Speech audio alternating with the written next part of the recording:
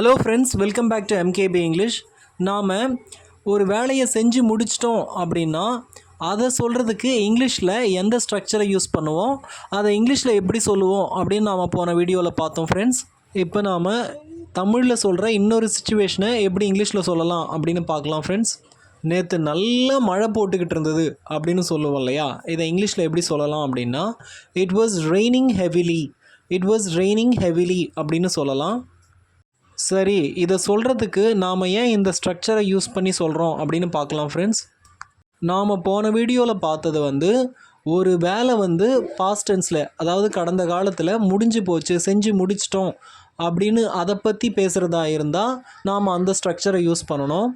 இதுவே கடந்த காலத்தில் ஒரு ஆக்ஷன், ஒரு வேலை நடந்துக்கிட்டு இருந்தது, ஆன்கோயிங் ஆக்ஷன், நடந்துக்கிட்டு இருக்கிற ஒரு வேலையை பற்றி பேசணும் அப்படின்னா, அதாவது நடந்து முடிஞ்சு போல பாஸ்ட் டென்ஸில் அது நடந்துக்கிட்டு இருந்தது, கொஞ்ச நேரத்துக்கு அது நடந்துக்கிட்டு இருந்தது அப்படின்னா நாம் அதை வாஸ் இல்லை வேர் ப்ளஸ் V4 இந்த ஸ்ட்ரக்சரை யூஸ் பண்ணி சொல்லணும். ஒரு வேலையை யார் செய்கிறாங்களோ அது முதல்ல வரணும், சென்டென்ஸோட முதல்ல வரணும். அதை நாம் சப்ஜெக்ட் அப்படின்னு சொல்லுவோம் இங்கிலீஷில். ஸோ சப்ஜெக்ட் முதல்ல வரணும். நீங்கள் இந்த சப்ஜெக்ட் அப்படின்ற வேர்டை நீங்கள் மனசில் வச்சுக்க தேவையில்லை. ஒரு வேலையை யார் செய்கிறாங்களோ அவங்க முதல்ல வரணும். இப்போது இந்த மழையை பொழிய வைக்கிற வேலையை யார் செய்கிறது அப்படின்னு பார்த்தோன்னா அது நமக்கு தெரியாததுனால சப்ஜெக்டை நாம் இட்டாக வச்சுக்கணும். இதை டம்மி சப்ஜெக்ட் அப்படின்னு கூட சொல்லலாம். இப்போது நான் எழுதிக்கிட்டு இருந்தேன் அப்படின்னா ஐ வாஸ் ரைட்டிங் அப்படின்னு சொல்லலாம். இங்கே ரைட்டிங் அப்படின்ற வேலையை செய்கிறது நான் அப்படின்றதுனால ஐயை முதல்ல போட்டேன். ஆனால் இங்கே மழை பொழியும் போது அந்த மழை பொழிகிற வேலையை யார் செய்கிறாங்க அப்படின்றது தெரியாததுனால அதுக்கு பதிலாக நாம் இட்டை போட்டு முதல்ல சென்டென்ஸை ஸ்டார்ட் பண்ணுவோம்.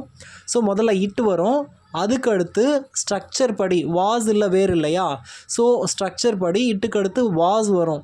ஏன்னா நாம் ஐ, she, he, it, I, he, she, it இதுக்கு அடுத்து நாம் வாஸை யூஸ் பண்ணணும். அதே மாதிரி you, we, they, you, we, they இதுக்கு அடுத்து வேரை யூஸ் பண்ணணும். இங்கே இட்டை நான் முதல்ல சென்டென்ஸ் முதல்ல யூஸ் பண்ணதுனால அதுக்கு அடுத்து வாஸை யூஸ் பண்ணுறேன். இட் வாஸ் ரெய்னிங், V4 இல்லையா, ரெயின், ரெய்னிடு, ரெய்னிங். ஸோ V4 நான் இங்கே யூஸ் பண்ணுறேன். இட் வாஸ் ரெய்னிங், நல்லா மழை போடுது அப்படின்னு சொல்கிறதுக்கு ஹெவிலி அப்படின்ற வேர்டை யூஸ் பண்ணுறேன். இட் வாஸ் ரெய்னிங் ஹெவிலி, நேற்று நல்லா மழை போட்டுக்கிட்டு இருந்தது அப்படின்னு அர்த்தம். சரி, இதை இட் ரெய்னிடு ஹெவிலி எஸ்டர்டே அப்படின்னு சொல்லலாம் இல்லையா அப்படின்னு நீங்கள் கேட்கலாம். அதாவது ஒரு வேலை செஞ்சு முடிச்சிட்டோம் இல்லை நடந்தது அப்படின்னு ஒரே அடியாக சொல்கிறதா இருந்தால் தான் நாம் இட் ரெயின்டு அப்படின்னு சொல்லுவோம். அப்படி இல்லாமல் அது தொடர்ந்து கண்டினியூஸாக நடந்துக்கிட்டு இருந்தது அப்படின்னா, பாஸ்ட் டென்ஸில் கடந்த காலத்தில் தொடர்ச்சியாக நடந்துக்கிட்டு இருந்தது அப்படின்னா இட் வாஸ் ரெய்னிங் அப்படின்னு தான் சொல்லணும். இல்லை மழை போட்டுச்சு அப்படின்னு சொல்லணும் அப்படின்னா நாம் இட் ரெயின்டு அப்படின்னே சொல்லலாம். நாய் நைட்டெல்லாம் சத்தமாக குலைச்சிட்டே இருந்தது, கத்திக்கிட்டே இருந்தது அப்படின்னு சொல்லுவோம் இல்லையா, இதை அதாவது தொடர்ச்சியாக கத்திக்கிட்டே இருக்கிறத, கண்டினியூஸாக கத்திக்கிட்டே இருக்கிறத இங்கிலீஷில் எப்படி சொல்லலாம் அப்படின்னா the dog was barking loudly all night, the dog was barking loudly all night அப்படின்னு சொல்லலாம். இங்கே டாக்கு அடுத்து நான் வாஸை யூஸ் பண்ணியிருக்கேன். நீங்கள் ஏன் வேறு யூஸ் பண்ணலை அப்படின்னு கேட்கலாம். இங்கே டாக் அப்படின்றது ஒரே ஒரு நாய் மட்டும்தான். நிறைய நாய்கள் இருந்தது அப்படின்னா, அதாவது ப்ளூரலாக இருந்தது அப்படின்னா நீங்கள் வேறு யூஸ் பண்ணலாம். ஸோ யார் வேலையை செய்கிறாங்களோ அவங்க ஒருத்தர் அப்படின்னா நீங்கள் வாஸை யூஸ் பண்ணுங்கள். இதுவே அதிகமான பேராக இருந்தாங்க அப்படின்னா நீங்கள் வேறு யூஸ் பண்ணலாம். சரி, இதுவே கேள்வியாக கேட்கணும் அப்படின்னா அதுக்கு நாம் எப்படி ஸ்ட்ரக்சரை யூஸ் பண்ணுவோம் அப்படின்னு கேட்டிங்கன்னா, இப்போது நாய் நைட்டெல்லாம் குலைச்சிட்டே இருந்தது அப்படின்னு சொன்னேன் இல்லையா, இதையே நாய் நைட்டெல்லாம் குலைச்சிட்டே இருந்ததா அப்படின்னு கேள்வியாக கேட்கணும் அப்படின்னா ரொம்ப சிம்பிள். அந்த டாக் வாஸ் அப்படின்னு இருக்கு இல்லையா, the dog was barking loudly all night, இதில் த டாக் அடுத்து வாஸ் இருக்கு இல்லையா, இந்த வாஸை முன்னாடி கொண்டு வந்துடுங்க. Was the dog barking loudly all night, was the dog barking loudly all night, நாய் நைட்டெல்லாம் கத்திக்கிட்டே இருந்ததா அப்படின்னு கேட்குறோம். சரி, நாய் நைட்டெல்லாம் கத்திக்கிட்டே இருந்தது அப்படின்னா the dog was barking loudly all night அப்படின்னு சொல்கிறோம். இதுவே நைட்டெல்லாம் கத்திக்கிட்டே இருந்ததா அப்படின்னு கேள்வியாக கேட்குறோம் அப்படின்னா was the dog barking loudly all night அப்படின்னு கேட்குறோம். இதுவே ஏன் நைட்டெல்லாம் நாய் கத்திக்கிட்டே இருந்தது அப்படின்னு இந்த மாதிரி கேட்கணும் அப்படின்னா, அதாவது ஏன் அப்படின்ற கேள்வியோடு ஆரம்பிக்கணும் அப்படின்னா நாம் வையை முன்னாடி யூஸ் பண்ணிக்கலாம். Why was the dog barking loudly all night? Why was the dog barking loudly all night? ஏன் நாய் நைட்டெல்லாம் கத்திக்கிட்டே இருந்தது? டீச்சர் வந்தப்போ நாங்கள் படிச்சுக்கிட்டு இருக்கல, அப்படின்னு சொல்லுவோம் இல்லையா? இதை இங்கிலீஷில் we were not studying when the teacher arrived அப்படின்னு சொல்லலாம். இங்கே வீக் அடுத்து ஏன் வேரை யூஸ் பண்ணினேன், வாஸை ஏன் யூஸ் பண்ணலை அப்படின்னா, நான் ஏற்கனவே சொன்னது தான்.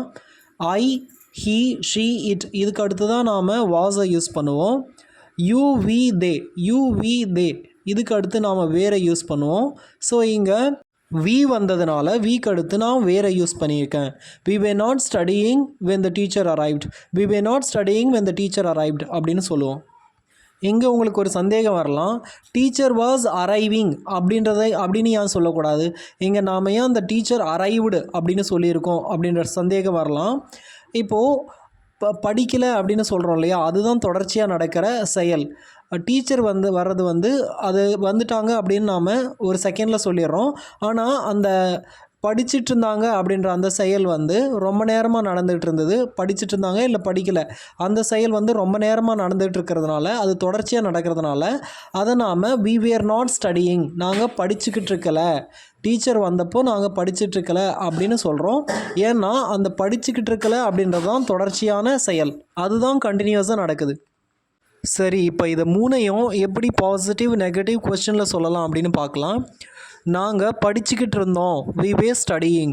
நாங்கள் படிச்சுக்கிட்டு இருக்கல, we were not studying. நீங்கள் படிச்சுக்கிட்டு இருந்தீங்களா, were you studying அப்படின்னு கேட்கலாம். அவ்வளோதான் ஃப்ரெண்ட்ஸ், இந்த ஸ்ட்ரக்சரை உங்கள் டெய்லி லைஃப்பில் யூஸ் பண்ணுங்கள். நீங்கள் டெய்லி லைஃப்பில் யூஸ் பண்ணலை அப்படின்னா கற்றுக்கிட்டதெல்லாம் மறந்துடுவீங்க, எந்த பிரயோஜனமும் இருக்காது. அதனால் எந்த ஸ்ட்ரக்சரையெல்லாம் கற்றுக்கிறீங்களோ உடனே அதை நீங்கள் உங்களோட டெய்லி லைஃப்பில் யூஸ் பண்ண ஆரம்பிங்க. நீங்கள் அதை எந்த அளவுக்கு ப்ராக்டிஸ் பண்ணணும்னா, உங்களை அறியாமலேயே நீங்கள் அதை யூஸ் பண்ணுற அளவுக்கு நீங்கள் ப்ராக்டிஸ் பண்ணணும். ஜஸ்ட் ஒரு நாள் ப்ராக்டிஸ் பண்ணிவிட்டு விட்டுட்டீங்க அப்படின்னா அது மறந்துடும். அவ்வளோதான் ஃப்ரெண்ட்ஸ், இந்த வீடியோ உங்களுக்கு பிடிச்சிருந்தது அப்படின்னா லைக் பண்ணுங்கள், மறக்காமல் என்னோடய சேனலுக்கு சப்ஸ்கிரைப் பண்ணுங்கள் ஃப்ரெண்ட்ஸ். தேங்க்யூ.